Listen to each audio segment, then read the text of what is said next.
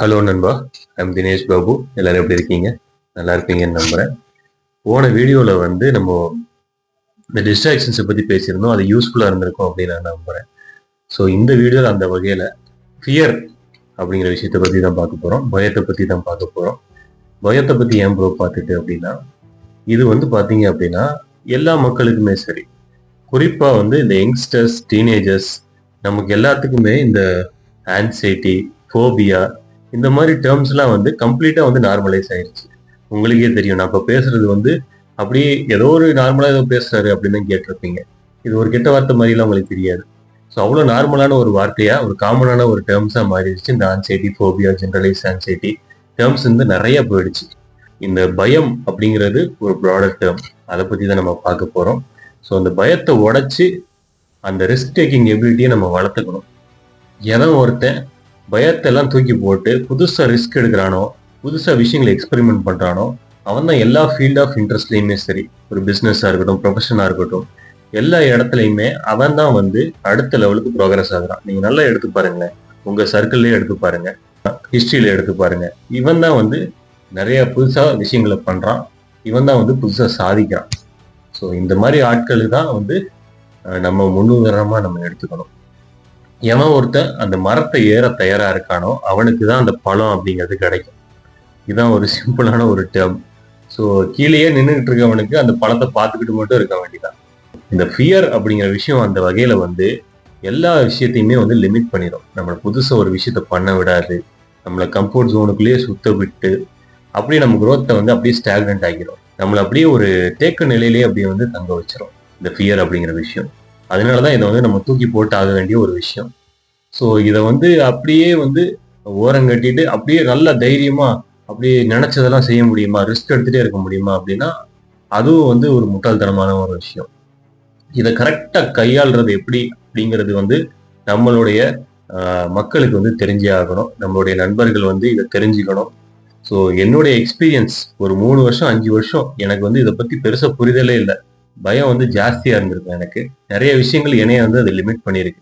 So அந்த experience எல்லாத்தையுமே இந்த ஒரு 5 நிமிஷத்துல வந்து நான் ஷேர் பண்றேன். ஸோ எந்த வேலை இருந்தாலுமே சரி, ஒரு 5 நிமிஷம் 10 நிமிஷம் அதை வந்து அப்படியே ஓரம் கட்டி வச்சுட்டு கம்ப்ளீட்டா அந்த வீடியோ பாருங்க. ஸோ அதை நான் சஜஸ்ட் பண்ணுவேன். 2 பார்ட்டா வந்து இந்த வீடியோ பப்ளிஷ் ஆகும். So let's get started. வீடியோக்குள்ள போகலாம், மெயின் கண்டென்ட்டுக்குள்ள போகலாம். ஃபியர் அப்படிங்கிற விஷயம் வந்து நம்ம பாடியில இருக்கு அப்படின்னா ஒரு காரணம் இல்லாம இருக்காது. நேச்சர் வந்து, இயற்கை வந்து நம்ம பாடிக்குள்ள வந்து ஒரு விஷயத்த செட் பண்ணிருக்கு அப்படின்னா ஏதோ ஒரு காரணத்தோட தானே செட் பண்ணியிருக்கணும். ஸோ அது என்ன காரணம் அப்படின்னா, சரி சயின்டிஃபிக்கா பார்த்தோம் அப்படின்னா adrenaline, sympathetic system, flight or fright response இந்த மாதிரி டேர்ம்ஸ்லாம் யூஸ் பண்ணுவாங்க. நம்ம வந்து வழக்கம் போல வந்து ஒரு ஸ்டோரி மூலியமா என்ன விஷயம் அப்படிங்கிறத நம்ம புரிஞ்சுப்போம். சரிங்களா? இப்போ வந்து ஒரு காட்டுல இருக்கோம்னு வைங்க, நம்மளை வந்து ஒரு புலி துரத்திட்டு வருது. அந்த இடத்துல வந்து நம்ம வந்து ஒரு பலாப்பழத்தை வந்து உரிச்சு சாப்பிட்டுக்கிட்டு இருக்க முடியாது இல்லையா? அந்த இடத்துல வந்து நம்ம வந்து தெரிச்சு ஓடணும். அதான் அந்த ஃபிளைட் ஆர் ஃப்ரைட் ரெஸ்பான்ஸ். நமக்கு அப்படியே வந்து ஹார்ட் பீட் வந்து துடிக்க ஆரம்பிக்கும், வயிறுக்குள்ள ஏதோ ஒன்று பண்ண ஆரம்பிக்கும், வேர்த்து ஊத்த ஆரம்பிக்கும், அப்படியே வந்து யூரின் முட்ட ஆரம்பிக்கும். இதெல்லாம் நீங்க ஃபீல் பண்ணியிருப்பீங்கல்ல. இது எல்லாமே வந்து அந்த ஃபிளைட் ஆர் ஃப்ரைட் ரெஸ்பான்ஸ் தான். அந்த அட்ரினலின் பண்ணக்கூடிய விஷயங்கள் இது எல்லாமே. ஸோ நம்மளை வந்து அந்த இடத்துல அந்த பயம் வந்து நம்மளை பாதுகாக்குது. அந்த ஒரு ப்ரொடெக்டிவ் ரெஸ்பான்ஸ் வந்து அந்த ஃபியர் அப்படிங்கிறது. அதனாலதான் அவ்வளோ டீப்பா வந்து நம்ம சிஸ்டம்ல வந்து அது ரூட் ஆயிருக்கு. நம்மளை வந்து பாதுகாக்கணும், அதுதான் காரணம்.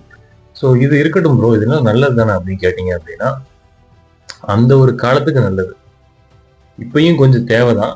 ஆனா வந்து இந்த அளவுக்கு ஒரு டே டு டே லைஃபை வந்து பாதிக்கிற அளவுக்கு இந்த ஃபியருக்கு வந்து நம்ம இடம் கொடுக்க கூடாது. இதுதான் வந்து என்னுடைய ஒப்பீனியன். ஸோ இதுதான் ப்ராக்டிக்கலாகவும் செட் ஆகுது. இந்த காலத்துல வந்து இன்னைக்கு சிச்சுவேஷனுக்கு பாத்தீங்க அப்படின்னா புலியும் நம்மளை வந்து துரத்த போறது கிடையாது, நம்மளும் போய் புலி வாழை போய் பிடிக்க போறது கிடையாது. அது வேலையை பார்க்க போகுது, நம்ம வேலையை பார்க்க போறோம் இல்லையா?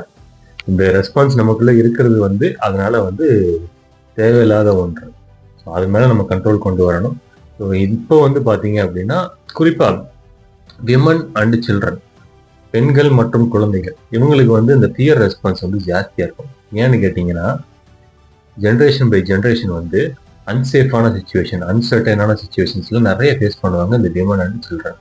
ஃபர்ஸ்ட் இவங்களை தான் அது பாதிக்கும். ஒரு சில்ட்ரன் எடுத்துக்கிட்டீங்க அப்படின்னா குழந்தைங்க எதை பார்த்தாலுமே பயப்படும். ஸோ நம்ம வளர வளர அந்த பயம் அப்படிங்கிறது வந்து குறைய ஆரம்பிக்கும். காரணம் என்ன? எக்ஸ்போஷர் வந்து நமக்கு ஜாஸ்தியாக ஆரம்பிக்குது. எக்ஸ்போஷர்னா என்ன? புதுசான விஷயங்களை வந்து நம்ம பார்க்க ஆரம்பிக்கிறோம். அதனால வந்து இவ்வளவுதான விஷயம் அப்படின்ட்டு அது மேல இருக்கக்கூடிய ஒரு இம்பார்ட்டன்ஸ் அதை அவ்வளவு வந்து நம்ம பெருசா வந்து கருத மாட்டோம். அந்த அளவுக்கு நம்ம பயப்பட மாட்டோம். ஒரு விஷயத்தை இம்பார்ட்டன்ஸா கருதும் போது தான் அதை ஒட்டி வந்து நமக்கு எமோஷன் வர ஆரம்பிக்குது. ஆகையினால வந்து அந்த ஃபியர் அப்படிங்கிறது குறைய ஆரம்பிச்சிடும். இந்த எக்ஸ்போஷர் வந்து அதனால வந்து அந்த ஃபியரை வந்து குறைக்க ஆரம்பிக்குது. இது ஒரு ஸ்டெப் நம்ம எடுத்துக்கலாம். அதே மாதிரி நிறைய ப்ராசஸ் அண்ட் ஸ்டெப்ஸ் இருக்கு, ஸ்ட்ராட்டஜிஸ் இருக்கு. இதெல்லாம் வந்து நம்ம ஃபாலோ பண்ணோம் அப்படின்னா, இதெல்லாம் வந்து நம்ம லைஃப்ல வந்து ஒரு அப்ரோச்சா எடுத்துக்கிட்டோம் அப்படின்னா, இந்த ஃபியரை வந்து நம்ம லைஃப்ல வந்து குறைக்க முடியும். இதனுடைய பெனிஃபிட்ஸ் என்னன்றதை நான் சொல்லிட்டேன். ஸோ இதை வந்து நம்ம குறைச்சி ஆகணும். ஸோ அடுத்த வீடியோல வந்து நெக்ஸ்ட் பார்ட்ல வந்து இதெல்லாம் என்னென்ன அப்படிங்கறத டீட்டெயிலா பேசணும். So stay tuned, keep on வாட்சிங், keep on improving yourself. I am always with you. Bye bye.